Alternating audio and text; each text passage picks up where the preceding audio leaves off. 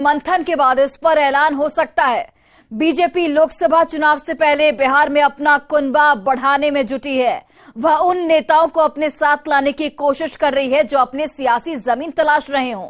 BJP के नेताओं ने इसी साल 20 जनवरी को एम्स में उपेंद्र कुशवाहा से मुलाकात की थी। इसके बाद अप्रैल में उपेंद्र कुशवाहा ने केंद्रीय गृह मंत्री अमित शाह से मुलाकात की, जिसके बाद उनके एनडीए में शामिल होने के कयास तेज होते चले गए।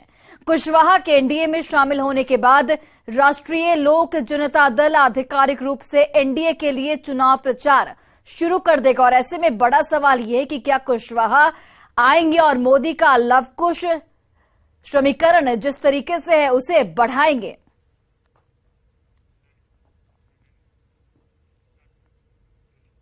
तो राष्ट्रीय लोक जनता दल के अध्यक्ष उपेंद्र कुशवाहा के फिर से एनडीए में शामिल होने की चर्चा तेज हो गई है, जिस पर बिहार की सियासत भी गर्मा चुकी है। रिपोर्ट देखिए आप।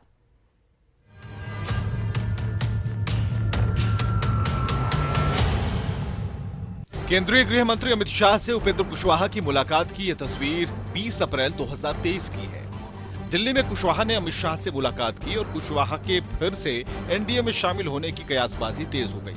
सूत्र बताते हैं कि मुलाकात के 10 दिन बाद यानी 30 अप्रैल 2023 यानी रविवार को उपेंद्र कुशवाहा राजगीर में चल रहे पार्टी के प्रशिक्षण शिविर में इस बात की घोषणा कर देंगे। सूत्र बताते हैं कि अमित शाह से मुलाकात को उम्मीद से बेहतर मुलाकात बताकर और साथ ही महागठबंधन पर निशाना साधकर उपेंद्र कुशवाहा ने पहले ही साफ कर दिया कि वो किसके साथ हैं। साथ ही उन्होंने एक महत्वपूर्ण बात ये भी कही थी कि 2024 के लोकसभा चुनाव में प्रधानमंत्री नरेंद्र मोदी को कोई नहीं हरा सकता है। साफ है कि बस औपचारिकताएं बची हुई हैं।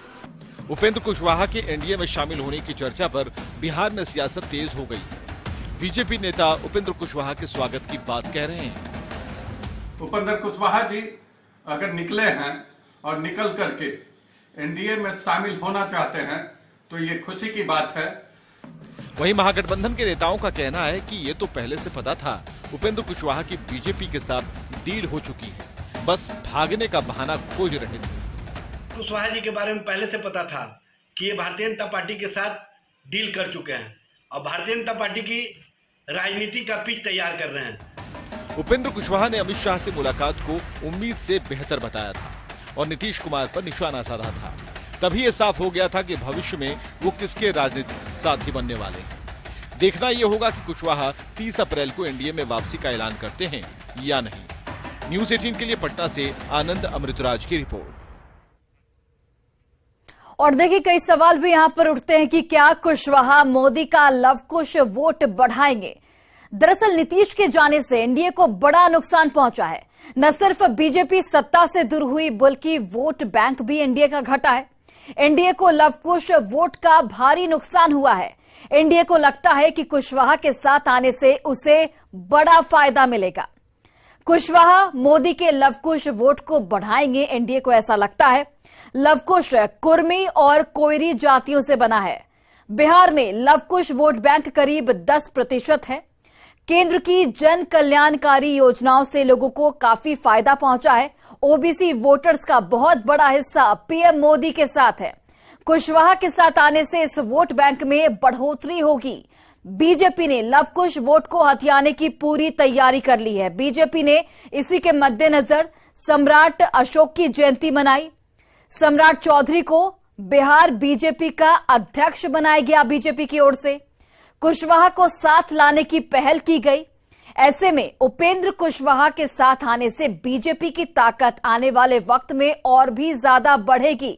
और ये जानकारी मिल रही है कि आज कुशवाहा एनडीए में शामिल होने की आधिकारिक तौर पर घोषणा कर सकते हैं। और इसी के साथ आधिकारिक तौर पर जो उनकी पार्टी है आरएलजेडी, वो चुनाव प्रचार करेगी एनडीए के साथ मिलकर।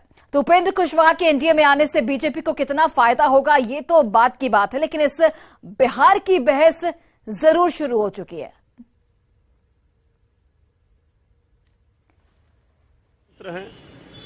तो वो अपना फैसला करें।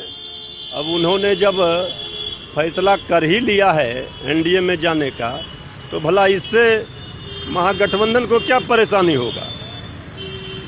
इसलिए कोई फर्क पड़ने वाला नहीं है। लोकतंत्र में जनता मालिक है और जनता किसके साथ है ये ज्यादा मायने रखता है।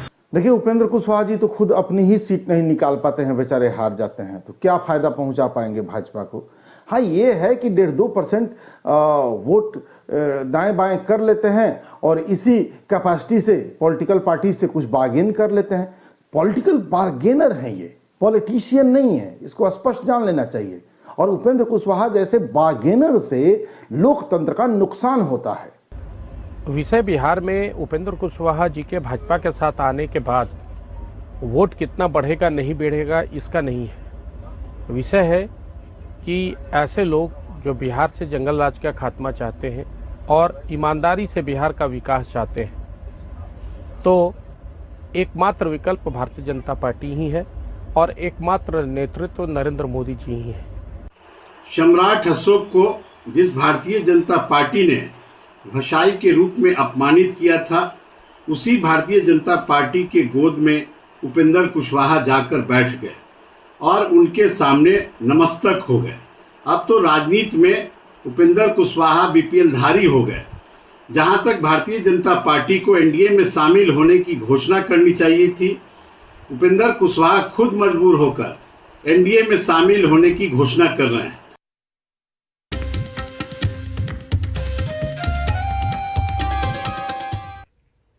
और आज पीएम मोदी के मन की बात के 100वें एपिसोड का प्रसारण होगा। बीजेपी ने मन की बात के 100वें एपिसोड को ऐतिहासिक बनाने की खास तैयारी की है। 100वें एपिसोड का लाइव प्रसारण देश भर में 4 लाख सेंटरों में होगा। हर विधानसभा में करीब 100 से अधिक स्थानों पर इसे बड़े स्तर पर आयोजित किया जाएगा। जगह जगह बीजेपी के सांसद, विधायक, जनप्रतिनिधि और पार्टी पदाधिकारी इस कार्यक्रम में शामिल होंगे। देश भर के विभिन्न सामाजिक संगठन, सिविल सोसाइटीज के लोग मन की बात कार्यक्रम में शामिल होंगे। विश्व भर की बात की जाए तो विश्व भर में प्रवासी भारतीय भी प्रधानमंत्री के मन की बात के 100वें एपिसोड को सुनेंगे। पीएम मोदी के मन की बात कार्यक्रम का प्रसारण 3 अक्टूबर 2014 को शुरू हुआ था। इसे 52 भारतीय भाषाओं, बोलियों और 11 विदेशी भाषाओं में प्रसारित किया जाता है। 27 जनवरी 2015 को अमेरिका के तत्कालीन राष्ट्रपति बराक ओबामा भी प्रधानमंत्री मोदी के साथ इस कार्यक्रम में शामिल हुए थे। पिछले दिनों आईआईएम रोहतक ने मन की बात पर सर्वेक्षण किया, जिससे ये बात सामने आई कि मन की बात कार्यक्रम से देश के करीब 96% लोग परिचित हैं और अभी तक इस कार्यक्रम को करीब 100 करोड़ से अधिक लोग सुन चुके हैं, जबकि करीब 23 करोड़ लोगों ने मन की बात कार्यक्रम को नियमित रूप से देखा या फिर सुना है। माइक्रोसॉफ्ट के सह संस्थापक बिल गेट्स ने मन की बात कार्यक्रम की 100वीं कड़ी पर प्रधानमंत्री नरेंद्र मोदी को बधाई दी है। एक ट्वीट के जरिए बिल गेट्स ने लिखा कि मन की बात कार्यक्रम में स्वच्छता के प्रति सामुदायिक कार्य, स्वास्थ्य, महिलाओं के आर्थिक सशक्तिकरण और स्थायी विकास लक्ष्यों से संबंधित विषयों को प्रेरणा मिली है।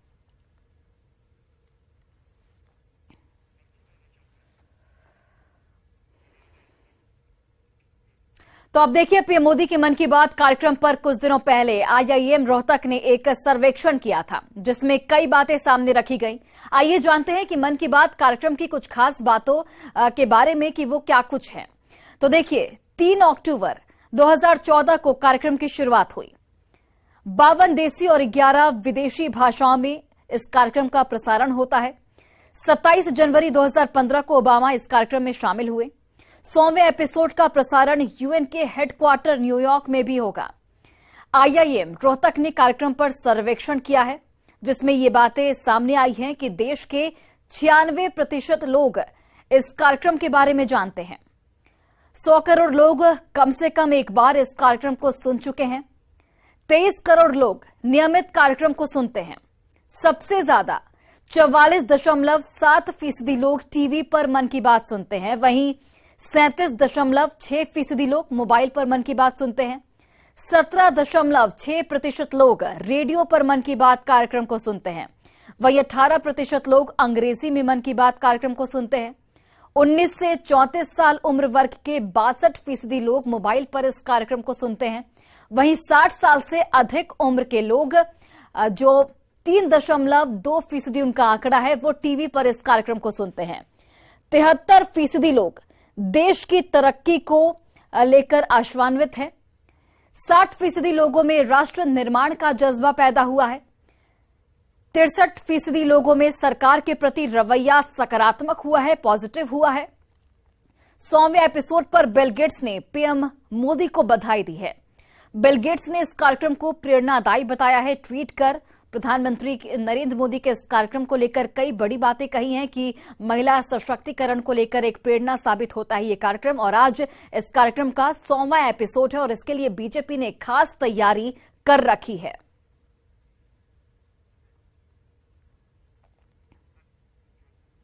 और देखिए हैशटैग मन की बात 100 के लिए सुबह 11 बजे आप ट्यून इन करें। यह वास्तव में एक विशेष यात्रा रही है जिसमें हमने भारत के लोगों की सामूहिक भावना का जश्न मनाया है और प्रेरक जीवन यात्राओं पर प्रकाश डाला है। तो ये नरेंद्र मोदी की ओर से ट्वीट किया गया है जिसमें उन्होंने लिखा कि हैशटैग मन की बात 100 के लिए सुबह 11 बजे ट्यून इन करें। यह वास्तव में विशेष यात्रा रही है जिसमें हमने भारत के लोगों की सामूहिक भावना का जश्न मनाया है और प्रेरक जीवन यात्राओं पर प्रकाश डालने की कोशिश की है। और चलिए हमारे सहयोगी संजय इस वक्त लाइव जुड़े हुए हैं। संजय, आज मन की बात का 100वां एपिसोड, किस तरीके की तैयारियां आप देख पा रहे हैं? चूंकि बीजेपी ने बड़े स्तर पर 100वें एपिसोड को प्रसारण करने की जो तैयारी कर रखी है, किस तरीके का माहौल इस वक्त, कितने उत्साहित जो कार्यकर्ता हैं बीजेपी के वो? बिल्कुल, देखिए इस वक्त हम रानी सती मंदिर प्रांगण में हैं और यहाँ पर एक एग्जीबिशन लगाया गया है और ठीक हमारे पीछे एक पोस्टर है। देखिए यहाँ पर माननीय प्रधानमंत्री नरेंद्र मोदी जी का 100वें मन की बात पर हार्दिक अभिनंदन। बीजेपी की तरफ से बांकीपुर जो ब्रांच है उसकी तरफ से ये तैयारी की गई है जिसमें कई लोग साक्षी बनेंगे। पार्टी के जो महत्वपूर्ण नेता हैं जैसे प्रदेश अध्यक्ष हैं सम्राट चौधरी, इसके अलावा कई सांसद हैं, पूर्व मंत्री हैं, विधायक हैं, एमएलसी हैं, तमाम लोग इस प्रदर्शनी में पहुंचेंगे और आम कार्यकर्ता भी काफी संख्या में यहाँ पर पहुंचेंगे और लोगों के आने का सिलसिला भी शुरू हो गया है। लोगों के मन में किस तरह की बात चल रही है और कितना उत्साह है, हम उनसे बात करते हैं। इस वक्त हमारे साथ एक बीजेपी के वर्कर हैं। बताइए, आज 100वां एपिसोड है, कैसा लग रहा है? बहुत अच्छा जो है। इसमें हम लोग 3 अक्टूबर 2023 से जो लगातार माननीय प्रधानमंत्री जो है अभी तक 100वां जो है एपिसोड कर रहे हैं और इसमें सबसे बड़ी चीज है कि हर पहला प्रधानमंत्री है कि आम आदमी से एक आम जो है सेवक के रूप में जो है बात किए हैं और हर मुद्दों को उठाए हैं, वो अनछुए मुद्दों को जो कोई समझ नहीं पाता था, कोई जान नहीं पाता था। और पहला ये कार्यक्रम है कि जिसको जो है आम आदमी जो है डायरेक्ट प्रधानमंत्री को राय देता है कि हाँ इस मुद्दा को उठाया जाए। पहले पूछते हैं कि आप किस मुद्दा पर बात करना चाहते हैं, तो वो आम मुद्दा को जो है उठाते हैं। जीवन में आत्मसात किया आपने प्रधानमंत्री? एकदम किया। मैं एक डॉक्टर हूं और मैं एक डायबिटोलॉजिस्ट हूं और हम लोग जो है लगातार इस चीज को देख रहे हैं। जैसे कई बार हेल्थ कैंप और बहुत तरह की बातें जो है प्रधानमंत्री जो हम लोग करते हैं, जिसकी वजह से मैं मोटिवेट होता हूँ। मेरा नाम डॉक्टर राणा एसपी सिंह हुआ और मैं पेशे से जो है आपका जो डायबिटोलॉजिस्ट हूँ, बोरिंग के। डॉक्टर राणा एसपी सिंह उन्होंने बताई महत्वपूर्ण बात कि किस तरीके से उनके लाइफ में जो मन की बात कार्यक्रम है वो मायने रखता है। और देखिए यहाँ पर अब तक जितने भी एपिसोड हुए हैं उसमें जो महत्वपूर्ण एपिसोड हैं उनकी प्रदर्शनी लगाई गई है। जैसे सपोज मन की बात दिनांक 27/12/2015, उस दिन प्रधानमंत्री जी ने क्या बातें प्रधानमंत्री ने कही थी, वो सारी बातों का जिक्र जो है किया गया और तकरीबन 30 ऐसे बैनर और पोस्टर लगाए गए हैं। ये रानी सती मंदिर प्रांगण की तस्वीर है और विधायक नितिन नवीन की तरफ से ये सारी कुछ तैयारियां चल रही है। नितिन जी, क्या तैयारियां की गई यहाँ पर? देखिए, 100वीं श्रृंखला को विशेष रूप से मनाने का प्रयास किया गया है। मेरे विधानसभा में जब 109 स्थानों पे हो रहा है उसमें 109वां स्थान ये है। इसमें पटना के वरिष्ठ नागरिकों को और जो प्रबुद्ध नागरिक है उनको हम लोगों ने निमंत्रित किया है, चाहे इंडस्ट्रीज के हों, समाजसेवी हों, प्रोफेसर्स हों, डॉक्टर्स हों, अभियंता हों। और इसमें विशेष रूप से जो पूरी 99 श्रृंखला है उसकी प्रदर्शनी लगाई गई है। यानी हर श्रृंखला में प्रधानमंत्री ने जो विशेष चीज कहा है, चाहे कुपोषण से लेकर हो, फिट इंडिया हो, योगा हो, स्टार्टअप हो, डिजिटल इंडिया हो, हर विषय पर जो प्रधानमंत्री ने देश की सुरक्षा से लेकर सैनिकों के सम्मान में जो बोला है, हर विषय को यहाँ पर संग्रहित करके लगाया गया है। और माननीय सम्राट चौधरी जी यहाँ पर पूरे 99 श्रृंखला का एक किताब का भी विमोचन करेंगे जिसको नमन बांकीपुर की तरफ से हम लोगों ने प्रकाशित किया है। यानी पूरी तरह से एक उत्सव का वातावरण है। कितना है? मैं तो कह सकता हूँ कि पूरे देश में 4 लाख स्थानों पर हो रहा है और पहली बार एक देश का जन सेवक जो प्रधानमंत्री के रूप में मन की बात तो जरूर कहा लेकिन जनता की आवाज की बात कहा। यही कारण है कि पूरी जनता में उत्साह का वातावरण है। तो बिल्कुल आपने सुना विधायक नितिन नवीन को कि उत्साह का माहौल है, चाहे आम कार्यकर्ता हो या आम लोग हों, प्रबुद्ध लोग हों, सारे लोगों के आने का सिलसिला भी शुरू हो गया है। कैसा लग रहा है प्रधानमंत्री जी के मन की बात को लेकर? बहुत अच्छा है, बहुत अच्छा सिस्टम है, बहुत अच्छा, उनसे बहुत पब्लिक से जुड़ने का बहुत अच्छा प्रयास है। आपने पहले सुना है? सुना है पहले। लाइफ में कितना अडॉप्ट किया उनकी बातों को आपने, जो उनकी बातें आई हैं? कुछ अडॉप्ट करने की कोशिश की है, सब कुछ तो अडॉप्ट नहीं किया था, कुछ अडॉप्ट करने की कोशिश, बहुत कुछ तो नेचुरली भी हम लोग अडॉप्ट करके चल रहे हैं। उत्साह का माहौल है लोग? हाँ, सारे आपके साथ कौन कौन लोग आए? हम तो इंडस्ट्री साइड से हैं, तो इंडस्ट्री ट्रेड के काफी लोग आए हुए हैं यहाँ पर। क्या नाम हुआ आपका? हमारा नाम AK सिन्हा हुआ। तो बिल्कुल आपने सुना, जैसा कि विधायक नितिन नवीन ने कहा कि जो प्रबुद्ध लोग हैं पटना से, विभिन्न सेक्टर से जो बिलोंग करते हैं, चाहे वो इंडस्ट्री से बिल्कुल। चलिए संजय, आप नजर बनाकर रखिए और जैसे ही 11 बजे का वक्त होगा, जब प्रसारण होगा, तो हम भी अपने दर्शकों को लाइव टेलीकास्ट दिखाएंगे। बहुत बहुत धन्यवाद आपका तमाम जानकारी हम तक पहुंचाने के लिए। चलिए बढ़ते आगे। समस्तीपुर में बीच रोड पर दुल्हन ने हाई वोल्टेज ड्रामा कर दिया। लड़की अचानक गाड़ी से उतर गई और किडनैप करने का शोर मचाने लग गई। आसपास जब लोग जमा हुए तब जाकर पूरा मामला पता चला। दरअसल दुल्हन के भाई की तबीयत खराब होने पर भी दूल्हा उसे नहीं गाड़ी से उतरने दे रहा था और नहीं फोन पर घर वालों से बात करने दे रहा था।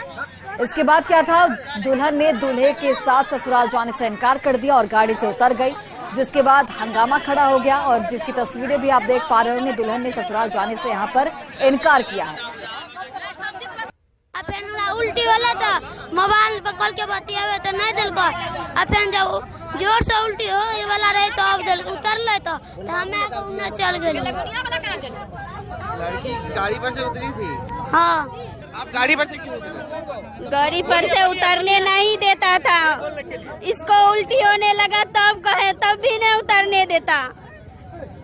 आप गाड़ी पर से, गाड़ी से बाहर से भी तो मेरा भाई को तबीयत खराब होगा तो बोले मोबाइल दो, फोन करते हैं अपन गार्जियन को, तो बोला नहीं सीधा पे मेरा मोबाइल। कहाँ से बारात? डिवली रहला। आपका घर कहाँ हुआ? डिवली, अनगा डिवली। बारात कहाँ गए? बारात लगुनिया बेझा, लगुनिया से आया। लगुनिया बेझा गए। तो ऐसा लड़की का ऐसा था कुछ डिस्टेंस, मतलब लड़की जबरदस्ती कुछ जा रही है? नहीं, जबरदस्ती वहाँ से तो सही बैठा है। हाँ, मेरे को बोला कि फोन करो वहाँ घर पे। और फिलहाल इस बुलेटिन में बस इतना ही। आप देखते रहिए News 18 बिहार झारखंड।